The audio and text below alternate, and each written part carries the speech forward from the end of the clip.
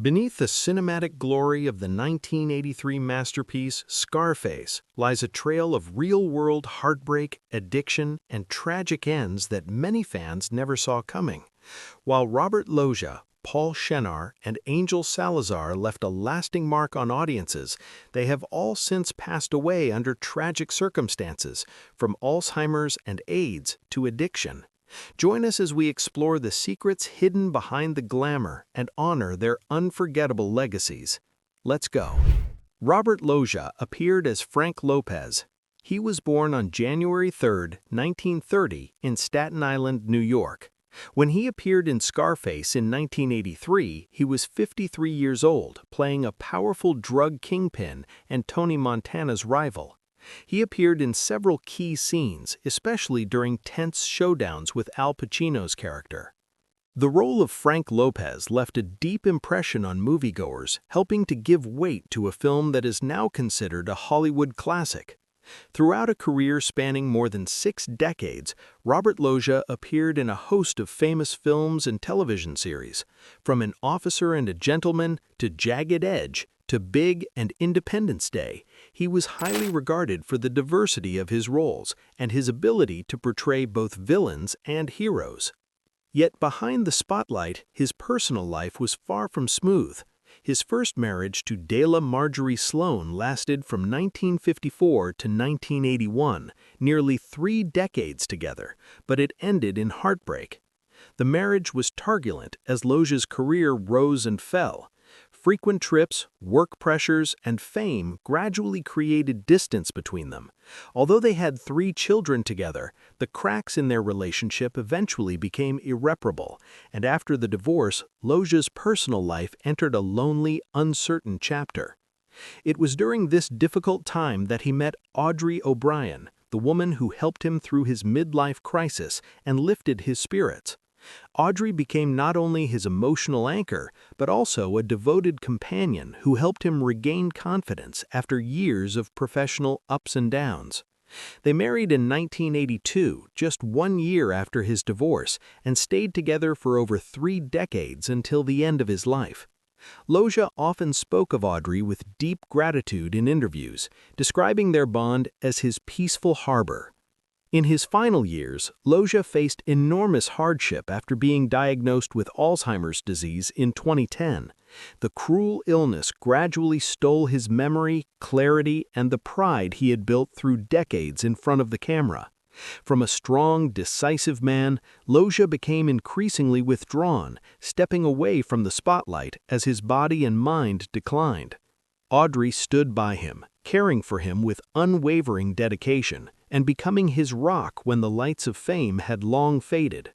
Robert Loggia passed away on December 4, 2015, at his home in Brentwood, Los Angeles, from complications related to Alzheimer's disease. He was 85 years old. His net worth at the time of his death was estimated at around $10 million, the result of over 60 years devoted to his art. Next is Paul Shenar as Alejandro Sosa. Albert Paul Shenar was born on February 12, 1936, in Milwaukee, Wisconsin. When he appeared in Scarface in 1983, he was 47 years old, portraying a cold, powerful Colombian drug lord and calculating villain seen in crucial scenes involving tense deals and escalating conflict with Tony Montana. Shenar's performance as Sosa left a powerful impression thanks to his calm, ruthless, and cunning demeanor that played a vital role in the film's impact. Before reaching the height of fame with Scarface, Paul Shenar was already a respected figure on stage and television. He was one of the founding members of the American Conservatory Theater, ACT, where he lived out his passion through more than 40 classic roles. During the vibrant years of his career, Shenar also had a deep and meaningful relationship with actor Jeremy Brett. Their love lasted from 1973 to 1978, leaving behind unforgettable memories for Shenar, even as they eventually chose separate paths. The two remained connected by friendship and mutual respect until Shenar's final days. Yet behind the bright lights of stage and screen, Paul Shenar quietly battled inner struggles. Though intelligent and talented, he lived under the weight of societal prejudice of the time, especially as a member of the LGBTQ community. He never married or had children, devoting his heart entirely to his art. After Scarface, he continued to land impressive roles. But deep down, Shenar increasingly felt lonely and adrift amid the very fame he had built. In 1983, at the peak of his career, fate dealt him a cruel hand. Paul Shenar was diagnosed with HIV/AIDS. He passed away on October 11, 1989, at the age of 59.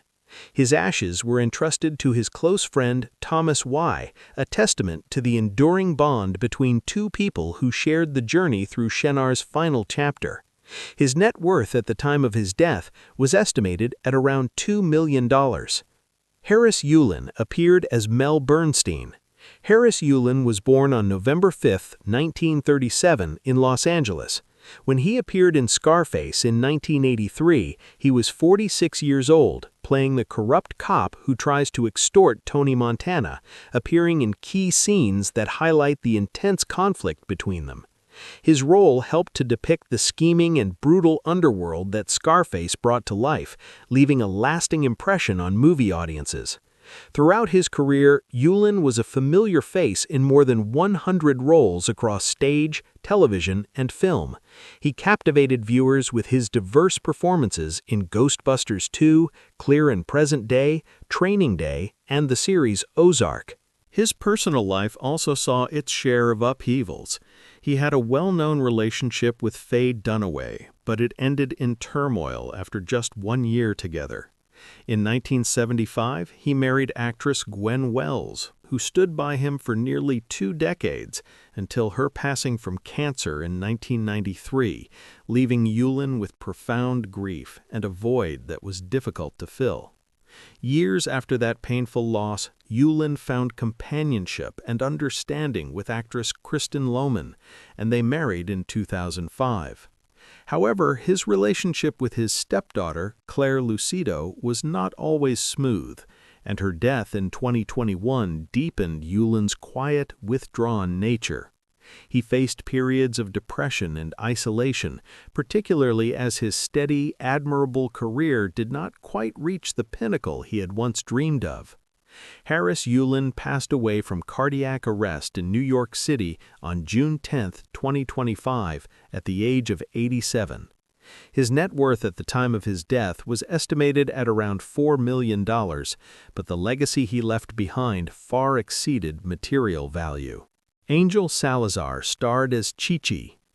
Angel Salazar was born on March 2, 1956, in Cuba. When he appeared in Scarface in 1983, he was 27 years old and played Chichi, a loyal friend to Tony Montana, who brought a touch of humor to the film's dark world, standing out especially in the harrowing chainsaw scene and the blood-soaked final battle at Tony's mansion. This role made Salazar a familiar face to fans of Scarface. Salazar's life, much like his character Chichi, was a journey filled with ups and downs. As a teenager, he escaped Cuba by swimming to the Guantanamo Bay Naval Base, starting over from nothing in New York. From amateur comedy shows where his catchphrase, "Check it out," became known, he gradually carved out a space for himself in entertainment. After Scarface, Salazar appeared in Punchline, 1988, Carlito's Way, 1993, HBO comedy specials, and Last Comic Standing. Yet, despite his talent and stage charisma, he never truly escaped Chi-Chi's shadow or reached the level of stardom he had once dreamed of. Behind the stage lights, Salazar faced personal tragedies just as dark. He became trapped in addiction, especially to cocaine, which wrecked both his career and personal life. Failed relationships, mounting debts, and ongoing financial instability kept him from achieving a steady existence. Though he continued performing stand-up comedy until the end of his life, with his final show at the Laugh Factory in Reno, Nevada in July 2024, just a month before his death, it stood as proof of his enduring love for his craft despite the hardships. Angel Salazar died on August 11, 2024, at a friend's home in Brooklyn, New York, at the age of 68. His net worth at the time of his death was estimated at around $1 million, much of it depleted by years of financial struggle. Miriam Colon played Mama Montana. Miriam Colon was born on August 20, 1936, in Ponce, Puerto Rico. When she appeared in Scarface in 1983, she was 47 years old and played a loving mother tormented by the criminal path her son Tony Montana chose. Every time Mama Montana appeared on screen, she left a strong impression, embodying both compassion and the moral conscience Tony could no longer hold on to. Behind her powerful and successful performances on stage and screen, Colon's life was filled with quiet sorrow. Her first marriage to George Paul Edgar, lasting from 1966 to 1976, seemed to promise happiness but ended in devastating loss when Edgar died after a long illness. His passing plunged Colon into lonely days, battling isolation even as her career flourished. At the time, even while enjoying success in projects like One Life to Live, she felt that each night returning home was a silent struggle within herself. In 1987, hoping to find peace, Colon remarried, this time to Fred Valley. But even this marriage did not bring complete happiness. Irreconcilable differences, combined with work pressures and the weight of past emotional wounds, made their relationship tense. She immersed herself in her art, building her reputation through roles in The House of the Spirits and on Broadway. But behind the applause was a lingering sense of loneliness. Her emotional pain deepened further when she lost a close family member from illness, a tragedy she rarely spoke of publicly, but which left a gap in her heart that was hard to fill. These losses, along with ongoing tensions in her private life, meant that no matter how successful she became, she could never quite find true peace. She endured periods of despair when the stage lights faded and she found herself alone in a room full of memories from her glorious past. Miriam Colon died on March 3, 2017, in New York City due to complications from a lung infection. She was 80 years old. Her net worth at the time of her death was estimated at around $5 million, but her most valuable legacy was a life dedicated to the arts. Mark Margolis starred as Alberto the Shadow. Mark Margolis was born on November 26, 1939, in Philadelphia, Pennsylvania. When he appeared in Scarface in 1983, he was 44 years old and played a silent, cold-blooded, and powerful assassin working for Alejandro Sosa. His role featured intense action scenes, including the iconic assassination plot that Tony Montana stopped at the last moment. Although his role had few lines, audiences could never forget Margolis's deadly gaze and menacing presence. Behind a career marked by outstanding performances in Breaking Bad, Better Call Saul, and Darren Aronofsky films like Requiem for a Dream, Margolis's life was far from easy. He married Jacqueline Margolis in 1962. It was a strong marriage, but one filled with challenges, especially in the early years when both struggled financially. They lived in run-down New York apartments, barely managing rent with the small roles Margolis landed in off-Broadway productions.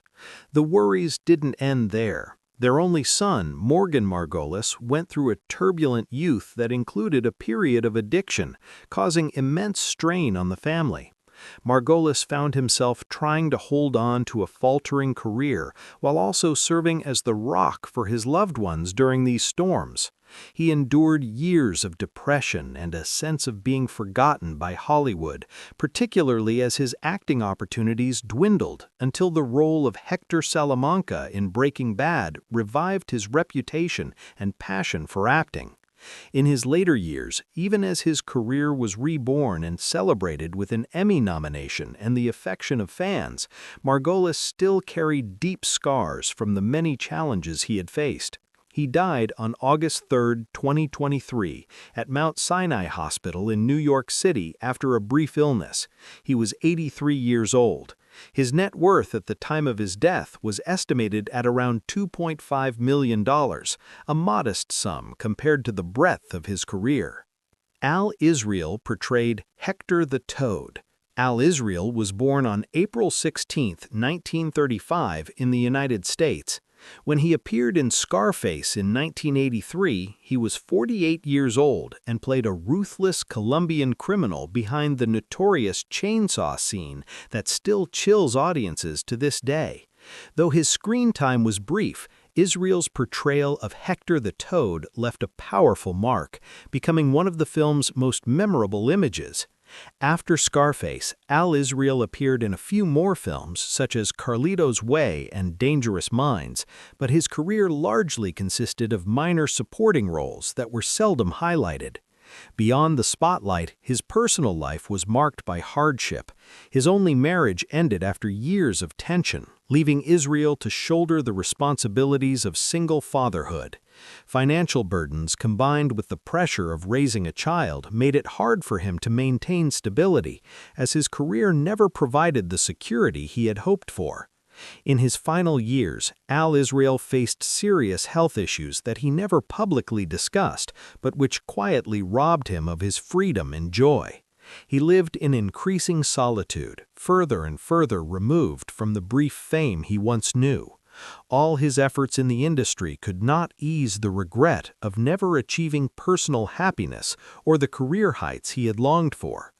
Al Israel died on March 16, 2011, at the age of 75. His net worth at the time of his death was estimated at around $500,000, a modest career shaped by perseverance through many trials. Richard Belzer appeared as the MC at Babylon Club. Richard Belzer was born on August 4, 1944, in Bridgeport, Connecticut. When he appeared in Scarface in 1983, he was 39 years old and played the MC at Babylon Club, a small but memorable role that added energy and a touch of subtle satire to the film's wild party scenes. Though his appearance was brief, Belzer left an impression with his trademark humor and charm, adding a unique splash of color to Scarface's grim world of crime. Outside the spotlight and his major success as John Munch on Law & Order SVU, Belzer's life carried a shadow of tragedy.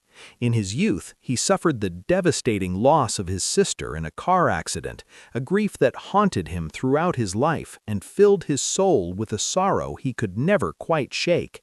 His first marriage to Gail Susan Ross, 1966 to 1972, seemed at first to offer happiness, but ended amid arguments and deep wounds, leaving Belzer with broken trust and lasting loneliness. In the early years of his career, despite his sharp wit and promise as a comic, Belzer struggled with the darkness of substance abuse, seeking escape in intoxication and temptation. Depression crept in, drawing him further from the spotlight as he retreated into private anguish that only he fully understood. Every successful role, every laugh he drew from audiences was another attempt to mask the emotional scars that never healed.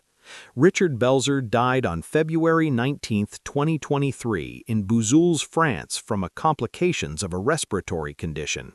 He was 83 years old. His net worth at the time of his death was estimated at around $16 million, the reward for a steadfast career in Law & Order, comedy, and books that bore his personal imprint. Victor Campos played Ronnie Echeverria. Victor Campos was born on January 15, 1935, in New York City. When he appeared in Scarface in 1983, he was 48 years old and played a loyal ally within Tony Montana's gang, featured in scenes involving criminal operations and underground dealings. Though a supporting role, Ronnie Echeverria helped deepen the dark and ruthless criminal world that Scarface portrayed. Off-screen, Victor Campos's life was marked by silent pain and tragedy. Despite a promising start with his role as Rudy Dillalolo in Cades County, his career gradually faded into obscurity, consisting mostly of minor parts in The A-Team, Murder, She Wrote, and a few lesser-known films. Campos battled alcohol and drug addiction for many years, which ravaged not only his health but also his family happiness. His only marriage ended in collapse, leaving a fractured relationship with the two children he had once loved deeply but could not fully fulfill his role as a father. In his final years, Campos faced deepening loneliness as he fought prostate cancer, a struggle that drained him both physically and emotionally. Once a strong boxer, he had to quietly accept the silent destruction of illness. His dreams of a shining career and a complete family gradually closed in regret and solitude.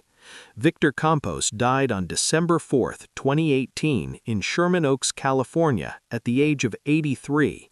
He passed away quietly, leaving behind a modest legacy with a net worth estimated at around $500,000, a modest career reflecting a life of an artist who gave much effort but knew little glory. John Brandon appeared as Immigration Officer Number 3. John Brandon was born on June 21, 1929, in Rego Park, New York.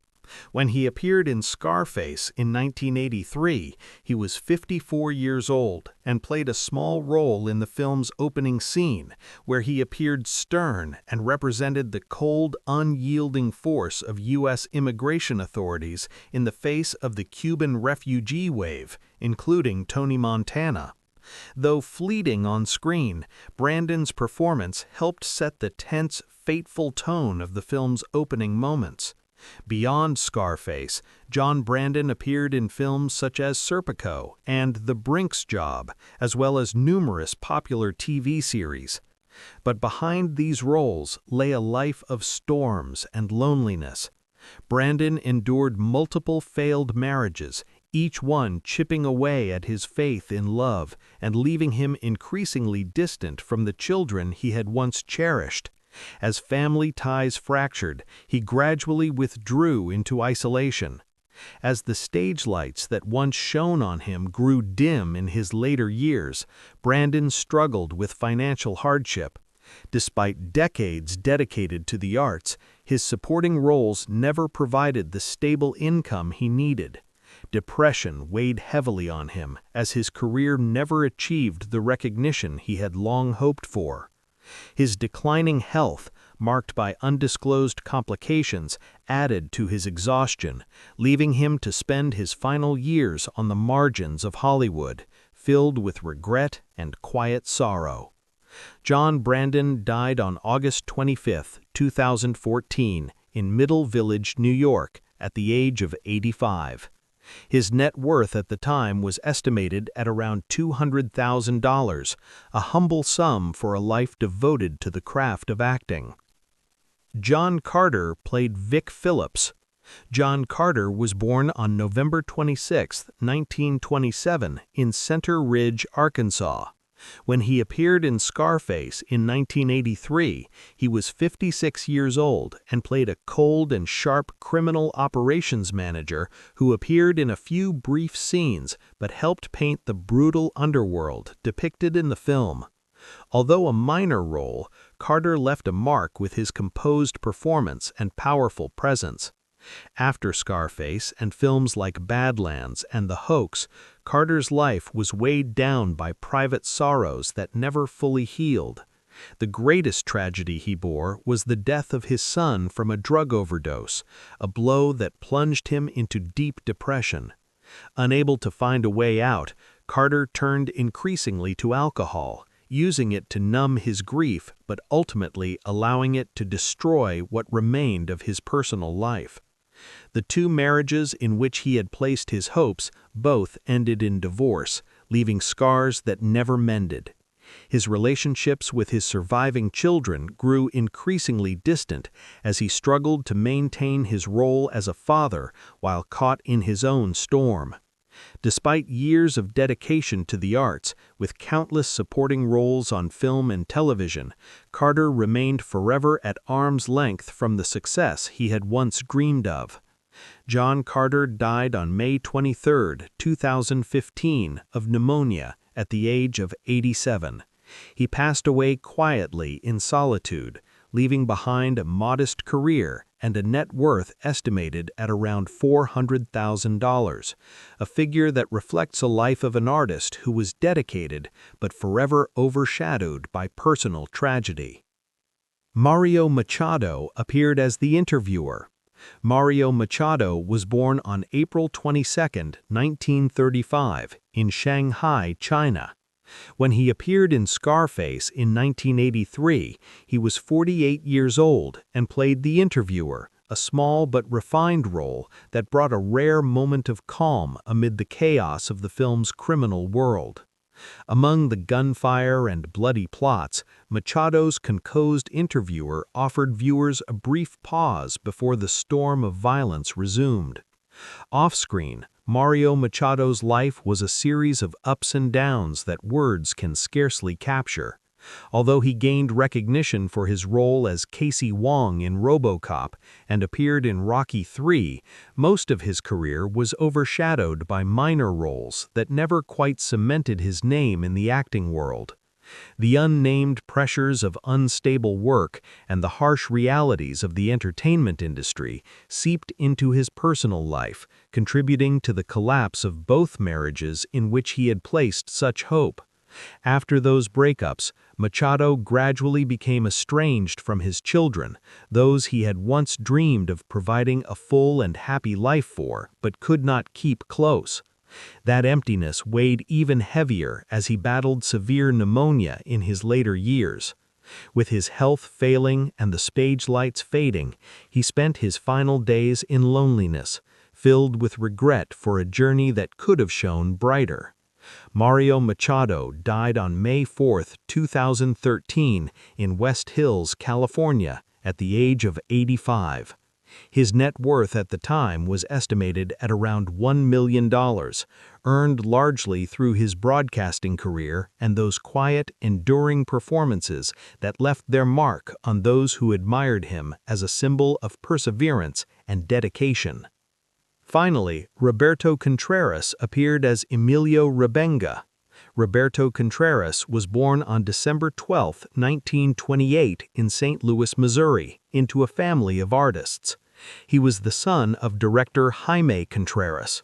When he appeared in Scarface in 1983, he was 53 years old and played Emilio Rebenga, a man assassinated by Tony Montana in the film's opening scene, setting the tone for Tony's cold brutality from the very beginning. Though his appearance was brief, Rebenga's gruesome end haunted viewers and added to the film's dark, violent atmosphere. Behind the screen, Roberto Contreras' life was one of prolonged tragedy. He made his mark in minor roles in films like The Big Fix and Black Samurai, but over nearly 40 years in the business, he remained trapped in supporting parts, unable to rise from the shadows of obscurity. Tormented by unmet career expectations, Contreras turned to alcohol for temporary escape, only to sink deeper into depression.